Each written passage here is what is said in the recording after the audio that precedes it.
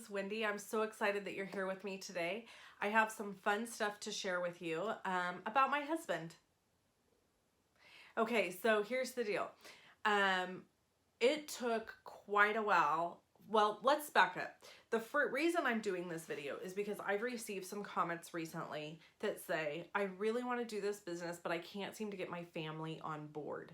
So what we're going to talk about today is the one thing that changed my husband and made him decide that what I was doing was worthwhile. He kind of had a mentality like most people have about direct sales.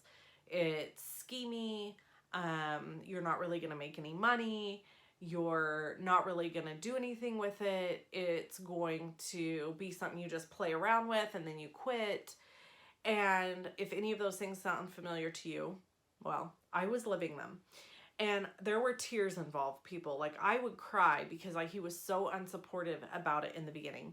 Not in a mean way, but just like, I wanted him to be all in. I wanted him to be like, oh, you're doing this amazing thing. You got this. I believe in you. And he was not like that. And he was frustrated a lot of the time in the evening if I had to leave my daughter or our daughter. Our daughter. Don't you love it? Side note, don't you love it when a man says that they're babysitting and it's their own kid? No, you're not babysitting. You made that child. It's yours too. Just saying. So anyway, he would get a little out of sorts when he had to have our daughter by himself in the evenings after he had worked all day, which, granted, I get it. He's a very hard worker and he has a very physical job. So having a 2-year-old running around being crazy was a lot for him at the end of the day. But he made it through. He managed. So the thing that turned the tide, that made the big difference, was my first time getting a large bonus because it was life-changing for us. I'll never forget this. Well, there was a couple things. First of all, I had started doing classes and doing things where I would get a little bit of cash. And one of the best tips I ever got was from Rhonda Wade. Rhonda also struggled with this with her husband. And if you don't know who Rhonda is, she runs the Creating Success program. And there's a link below this video if you're interested in being involved in that. I called Rhonda one day and I was like, you know, Rhonda, I don't know what to do. He just won't get on board and I'm just frustrated all the time. And she said, here's the thing. First of all, you need to create a schedule that works for you and your family. If he hates having to juggle the kid at night by himself, which some husbands do, then start having your classes during the day. Yeah, you might lose some clientele, but at the end of the day, if your family's happy, you'll be happy and your business will grow. And she was right. So that was one thing I did. And the other thing she said is give him a little bit of cash from your class. So after you hold a class, let's say you make 50 or 80 bucks and you have a class and you've got 80 bucks in your hand him 20 bucks and just be like, oh, this is an extra $20 from my class I thought you'd like to have. Because here's the thing. In the beginning, they need to connect something visually, like she did this class, I got this money. And so when they connect that visually, they begin to be more supportive because they're like, okay, I can see that this is benefiting me or us or our family. But here was the thing that got him all on board, people. I mean, he was like, and Macy was 5. And this is back when Stampin' Up! Did, they used to do this thing called an Achievers bonus. And if you hit all these certain markers, you got a $3,000 bonus. Well, there were other ways that you could earn bonuses as well. And so it just so happened that in the month of June, I sold an enormous amount of product because I worked my tail end off. I sold $10,000 in 1 month. I killed myself basically trying to sell that amount. And because this is way back when. So my bonus in the month of July was $7,000. And it was like a trifecta for that to happen. Like I had all these different pieces that happened and I got this huge bonus in July. And in that month, our refrigerator broke. And the month before that, I think our dryer or dishwasher went out. And we had to buy both of those, and we had the money to do it. And this is back when we did not have a lot of money. And so getting that $7,000 bonus was life-changing for us in that moment. And he, after that, the man has never questioned anything since. He's all on board. So now, for you, you might be saying, okay, that's great, but how would I ever get a $7,000 bonus? I thought the same thing. I thought the exact same thing. I thought, I'll never make that kind of money. I'll never be able to do that. And then I did. And then once you do it, it gets easier and it gets easier and it gets easier. But the thing is this, you have to help the people in your family connect positives with what you're doing.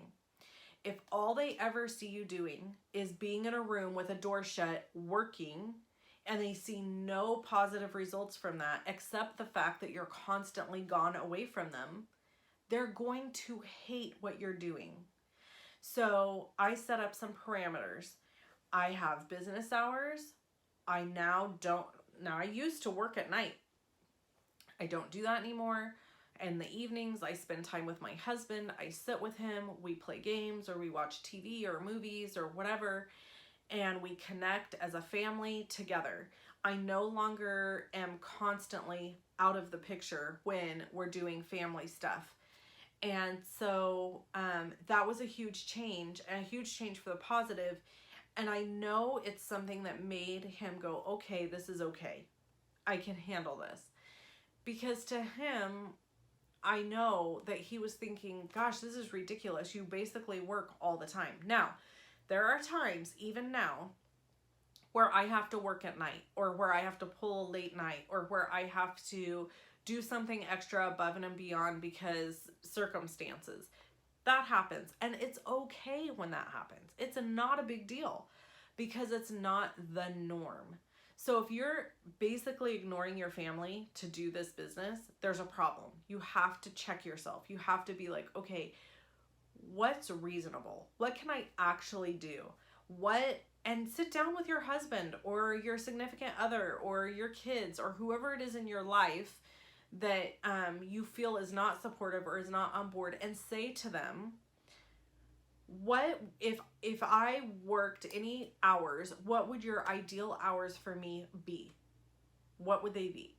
Would you prefer that I work at night when you're home? Would you prefer that I work during the day when you're gone, or vice versa? Whatever your schedule is, everybody's different.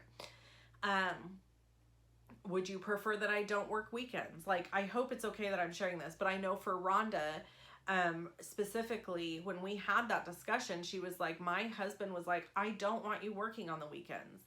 I want us to do things as a family on the weekends. And so it was a change that she made. And you know what? It was a change I needed to make too, because I was working on the weekends also because my husband was gone all week and I had a little one at the time. Now my daughter's very self-sufficient. But when she was little, somebody had to watch her. I could not just work and leave her to her own devices.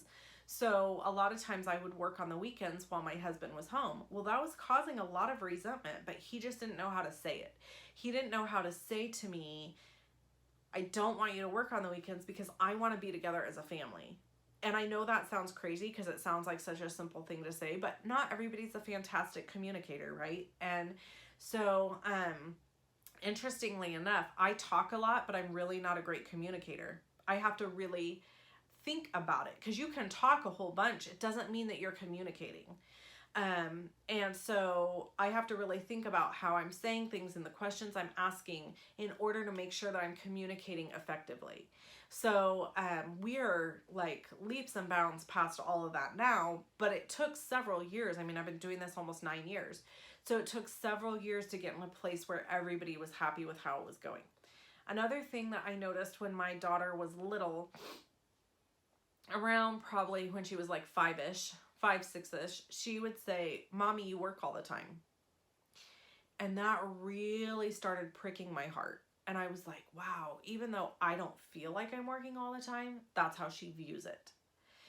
So I'm really at a place now where I try super, super, super hard to be done working by about 4 o'clock in the afternoon, because she goes to an after school program for a couple hours. So she's not home till 4 o'clock in the afternoon. And so if I can wrap life up and wrap things up before she gets here, then she doesn't feel like she's being ignored and like I'm working all the time. And that's really, really important to me. So I hope that some of these tips helped you. It's kind of a personal video about how things worked out in our life. And I hope that some of what I'm sharing with you will give you some insight and some things to think about. And if you are struggling with this issue with your family, you really have to sit down and have a conversation with all of them. Now, there could be some of them that you just need to tell, like, look, this is, especially if it's your kids, you need to stop being so demanding. I mean, that to me, I think, you know, each person has to evaluate themselves and their family situation. But if you have teenage kids who are like running you ragged or being too demanding and you can't focus on your business, then maybe that's a different type of discussion that you have to have. My daughter knows that, like, she's home today. I'm recording this during a Friday afternoon, or actually it's mid-morning, and she's home, but my door is shut, and she knows that when my door is shut that I'm off limits. And she also knows that when I'm done with this, we'll go do something together. And summer is always tough for me. Summer is always my trickiest time of year because she's home all day and we have swim practice and we have different things going on. So it's a balancing act, but she knows that there'll be a cutoff time and then that we'll spend time together or we'll do something fun, and she's okay with that. So that's something you have to just have a discussion with your kiddos about as well. Now, if you have little ones, that's a whole different story. You may need to hire a babysitter, or you need to maybe see if a family member can watch them for a little while so you can get some work done or things like that. But if you have older ones, they can fend for themselves for a few hours while you get some stuff done. Okay, I hope this video helped you. Leave me a comment below this video if you have any questions, thoughts, ideas, tips for other people that's worked for you. I love having the open discussion in the Facebook or in the YouTube comments. So thanks for tuning in today. Bye.